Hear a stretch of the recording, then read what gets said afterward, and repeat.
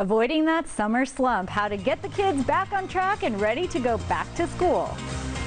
Getting out of a summer slump is hard for any of us, especially the kids, as they get ready to head back to school. So here with some helpful tips for getting back on track is Dr. Timothy Jeider. Dr. Tim, thanks for being here. Thank you so much for having me, Jillian. Glad to be here. So this is really important to talk about. You know, summer, it's fun, you don't have school, you can stay up late, but let's just talk about the overall effects that summer can really have on our kids and students. Absolutely. So the effects that a lot of families see with their kids is the loss of structure during summer. All of that free time, kids don't do as well. They're never going to tell you that, but that's why school and everything else is so structured out, is because keeping them on track and on routine is where they really flourish and thrive. So I'm sure it's great to give them a little break, enjoy the summer, but when it comes to getting back on track, what are some of the first few things that you recommend parents do to help easing their kids back into back to school? So the first thing that they should do is look at that system of structure, right? How can I build some sort of routine into their day? Maybe some chores, activities, camps are a great thing because all of those have structure built into it, and getting back into a routine ahead of time is the best way to start.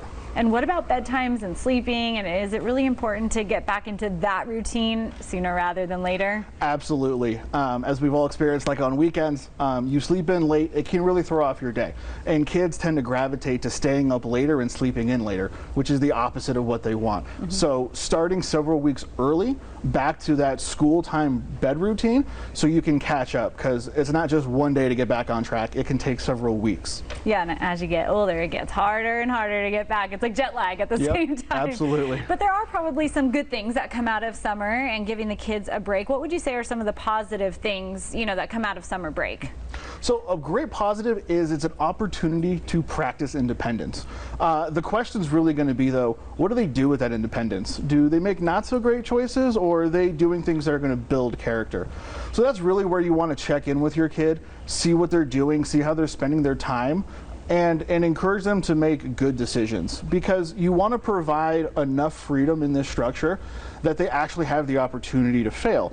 That will teach them great lessons, but you don't want to be so hands-off that those failures can be catastrophic. So be engaged and be involved. So it's all about finding that balance, right? Absolutely. Balance.